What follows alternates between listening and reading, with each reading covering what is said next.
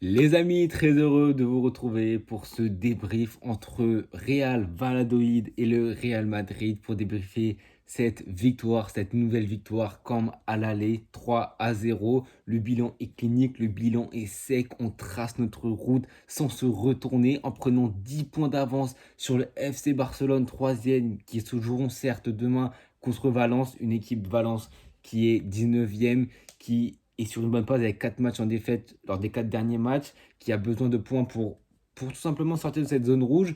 Et on sait que le Barça a des difficultés contre les petites équipes. Donc bon, on verra bien demain ce qui va en être. Le débrief sera dispo sur ma chaîne. Mais les gars, ces points sont importants. Cette victoire était importante car la team Madrid aussi font que de perdre des points. Les deux équipes font que de perdre des points. Ils ont perdu des points. Ils ont fait un partout aujourd'hui contre Villarreal. Ce qui fait que grâce à cette victoire, on continue de rester premier avec 4 points d'avance. Et ça, franchement, c'est pas négligeable. Il y a un match janvier-février, le 8 février, contre l'Atlético Madrid. La saison peut se jouer là. Le tournant peut être ici. On va pas parler trop vite, évidemment, parce que là, voilà, c'est bien. On est sur 4 matchs d'affilée en Liga. Il faut que ça continue. On ne peut pas oublier aussi la débâcle qu'on a pris contre le Barça en Super Coupe d'Espagne. Il faut que ça serve de leçon, de lucidité, parce qu'aujourd'hui, on va parler du match. Aujourd'hui, ça a été très bon. Aujourd'hui, on s'est évidemment régalé. Évidemment, il y a le score, mais il y a aussi la manière. Parce qu'offensivement, on s'est vraiment, en tout cas moi, je me suis régalé. J'ai vu des séquences qui étaient vraiment très, très, très, très, très, très bonnes, où ça combiné dans des petits espaces, où c'est tout ce que je demande d'un Real Madrid depuis le début de la saison. Et j'ai l'impression que l'électrochoc est fait. J'ai l'impression qu'on est en train de tracer tout droit, en fait. J'ai l'impression qu'on ne regarde plus derrière nous, qu'on a retenu les leçons du passé et qu'on fait que d'avancer. Et si Vinicius n'était pas là aujourd'hui, suspendu, et bizarrement, on joue bien offensivement. Alors, je dis pas que c'est cette concordance au fait qu'il soit pas là. Mais contre Rodrigo sur le côté gauche, il a été moins clinique que contre Las Palmas. Mais dans les jeux à 2 à 3 en une deux touches de balle, il a été précieux aujourd'hui dans les petits espaces. Le jeu passait quasiment systématiquement du côté gauche. Le pauvre Brahim, il a fait un match un peu automatique offensivement. Mais bon, il est seul à droite, esselé, pas beaucoup de ballons à négocier, pas beaucoup d'actions à se procurer. Donc bon, il faut pas aussi que tout le monde aille à gauche, donc lui il fait l'équilibre. Donc c'est pas que ce match, je l'en voudrais pas, il a été en dessous de tous les offensifs, mais bon, quand ça joue pas vers toi, eh ben, tu dois te devoir de préserver l'équilibre de ton équipe et de rester en défense tout simplement. En tout cas, enfin, c'est une équipe de Valladolid qui est dernière championnat, qui a seulement 3 victoires en Liga, qui a vraiment du mal et ça sent la fin pour eux. En tout cas, en Liga, pourtant ils ont des joueurs pas mal. Le numéro 9 évidemment Mario Martin qui est prêté de chez nous. Donc ouais, ils ont des joueurs pas trop trop mal, mais bon, ça a été compliqué. Ils ont pas eu beaucoup d'actions. La seule grosse action qu'ils ont eue, c'est le problème du Real Madrid depuis le début de la saison. Engagement, 2 minutes plus tard, à chaque fois, on se prend une grosse occasion. On a besoin de ce petit réveil, ce petit pic pour nous réveiller, pour vraiment pleinement rentrer dans le match. Corner, il est esselé, le mec, tête et grosse parade de Courtois. Et je me souviens aussi d'une frappe où ça combine très bien avec le numéro 9. Ça combine avec un autre joueur, frappe sur surface et Courtois doit s'employer. Mais sinon, il y a rien eu de notable côté Valladolid parce que la défense expérimentale aujourd'hui, encore une fois, Ancelotti aime tester des défenses. C'est le moment ou jamais, tu affrontes une équipe de Valladolid qui est pas bonne en championnat, dans le jeu. Donc tu peux tester des choses. Lucas Vasquez était sur le banc, il a été suspendu le match de Ligue des Champions. Il a voulu tester un Asensio latéral droit, charnière Rudiger, Tchouaméni et à gauche Fran Garcia. Moi j'ai aimé. Juste un truc que je comprends pas, c'est l'utilisation de Fran Garcia qui est sollicité souvent en Liga. Par contre en Ligue des Champions, le dernier match, il était sur le banc tout le match. Fernand Mendy était en tant que titulaire. Et là, il est même pas, il est un peu juste le minute Fernand Mendy. Donc, j'arrive pas à comprendre ces gestions d'Ancelotti. C'est lui le maître de l'équipe. C'est lui qui a les clés du camion. Donc voilà, on va lui laisser. Mais ouais, j'aimerais avoir des explications. S'il y a des intervieweurs qui pourraient lui demander, je ne sais pas. Ça pourrait être intéressant d'avoir sa version des faits. Pourquoi? Est-ce que c'est par rapport à l'adversaire? Est-ce que c'est. Je sais pas. Honnêtement, j'arrive pas trop à comprendre. Mais en tout cas, à droite, on a vu du coup Asensio. Et Asensio a fait un bon match à droite. Honnêtement, il a fait un bon match à droite. Alors, c'est très compliqué de juger parce qu'il n'y a pas eu beaucoup de vis-à-vis. Il n'a pas eu un gros dribbleur devant lui. Moi, je sais pas si c'est une populaire opinion, mais moi, je vous dis attention à Asensio. J'ai peur qu'on en ait fait un peu trop. Alors, moi, je dis pas, c'est un très bon défenseur, bien meilleur que Tchouaméni. Mais il y a des choses où c'est encore une expérience de la jeunesse. Mais moi, j'ai vu des choses où j'ai pas été très, très rassuré. Donc voilà, je dis ça maintenant. Peut-être qu'il va corriger ses défauts.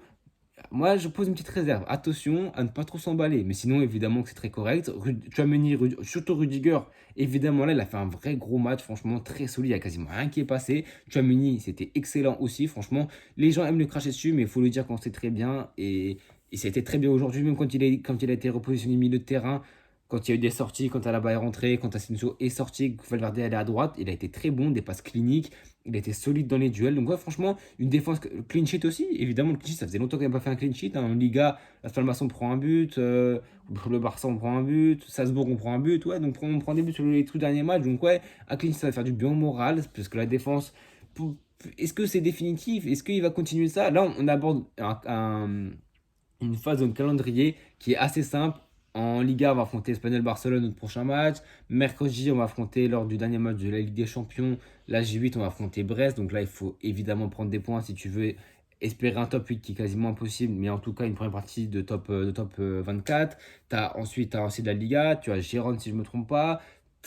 Bref, tu as Leganés en Coupe du Roi. Donc ouais, là, tu as un calendrier qui est vraiment favorable. Il faut prendre des points, faut tracer, il faut gagner tout. En fait, faut tout rafler.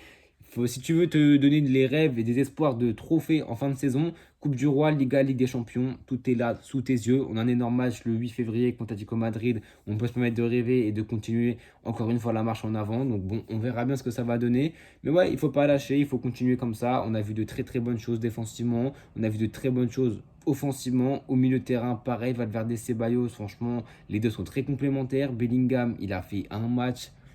Bellingham, c'est très, très, très, très fort, on le sait, mais là, la passe décisive qu'il met déjà pour Mbappé, elle est très, très, très, très belle, même si c'est quand même Mbappé qui se fait le gros du but. Les trois buts, le penalty, évidemment, je me rappelle, c'est d'ailleurs lui qui subit le penalty, le tacle assassin de Mario Martin, même s'il touche le ballon. Évidemment, pour moi, il y a faute incontestable de Mario Martin, le petit de chez nous qui est prêté. Il se prend d'ailleurs un deuxième jaune qui donne le carton rouge. Pour moi, il y a un carton rouge, enfin, il y a penalty tous les jours de la semaine. Il a été sifflé, donc logique. Même s'il touche le ballon, le pied au-dessus de la cheville, c'est penalty, sans contestation possible. Mbappé qui le tire et qui met le triplé. Franchement, il s'est mis en confiance aujourd'hui. Il s'est mis en confiance depuis le match contre le FC Barcelone où il était le seul à surnager, à survoler. C'est le meilleur offensif depuis quelques matchs et il continue comme ça, il continue d'engranger de la confiance, il continue sa marche en avant, but contre le Barça, doublé contre Las Palmas, triplé aujourd'hui, but contre Salzbourg. Sur les 5 derniers matchs, il est à 8 buts, il a un seul but de Lewandowski qui est meilleur buteur de Liga. Pourquoi pas chercher le Pichichi? Pourquoi pas chercher le Ballon d'Or? On ne sait jamais. Avec le Real Madrid, on peut tous se permettre de rêver parce qu'on sait que si on va au bout d'une compétition, on sait que nos joueurs seront mis en valeur et pour être mis en valeur, il faut mettre des buts. Et Mbappé est en train de le faire et de quelle manière il le fait parce que si c'était que des petits buts, voilà, etc. Non, c'est des buts, mais aussi dans le jeu, il est présent, il fait jouer. À un moment donné, il a une superbe occasion, un 4 contre 2, superbe occasion et franchement, je moi-même été étonné de son choix. Non, il a décalé. Mais tout le monde a été étonné, même Bellingham. Il a décalé à Bellingham. Après, voilà, personne ne s'attendait. Du coup, on perd le ballon. Mais franchement, voilà, c'est un truc notable qu'il faut noter que mentalement, il a mûri, mais il est en train voilà, de prendre toutes ses marques au Real Madrid. Ça aura pris du temps. Parce que je pense que c'est parti. Ça aura pris du temps. Mais le réveil est lancé, est sonné. Il est reparti, marche en avant pour tout écraser. Moi, je vous le dis, ça va être très, très, très, très, très, très fort. Franchement, j'espère qu'il va pas baisser de régime. J'espère qu'il va continuer à marquer de plus en plus, dans plus en plus de matchs. La continuité et surtout ce qu'on attend d'Mbappé, c'est les matchs importants parce que c'est bien les Leganés, c'est bien voilà, Valladolid, c'est bien Las Palmas, Salzbourg. En Ligue des Champions, mon kiki, c'est là qu'on va t'attendre. C'est là où on va voir les hommes, c'est là où on va voir les hommes qui ont du cran et qui ont du talent et qui ont du niveau. Brest, c'est même si c'est pas du calibre City, Liverpool, ce que tu veux, c'est un adversaire redoutable en Ligue des Champions qui en a fait déjouer plus d'un dans son stade, même si c'est à Guingamp. Donc on va voir s'il va répondre présent devant son public en France. On va voir lors des CM de finale s'il sera présent lors des gros matchs. Là pour l'instant c'est Juventus ou Celtic Glasgow, mais ça peut encore changer vu des classements à la J8, etc. Donc on verra, je ferai sûrement une vidéo à la fin de les phases de groupe et surtout vendredi pour le tirage au sort des CM de finale où évidemment on va tout détailler. Mais ouais, Mbappé, très beau match aujourd'hui. Son premier but, il est très beau aussi. Je crois que c'est un décalage de Valverde, il me semble, qui trouve Bellingham et ça joue une touche de balle. Tac, tac, il lui remet dans l'espace. Ah ouais, je crois que ça c'est Bellingham qui l'a mis à Mbappé, qui l'a remis à Bellingham. Ou je crois que c'est plutôt. Ah oui, non, c'est Mbappé. Valverde qui met à Mbappé, qui met à Bellingham. Bellingham lui remet. C'est dévié par un défenseur et il finit superbement bien. Et le deuxième but de Mbappé, c'est. Je crois que je ne me rappelle plus du deuxième but de Mbappé. Je vais pas vous mentir, il me semble que je ne me rappelle plus du tout du deuxième but de Mbappé.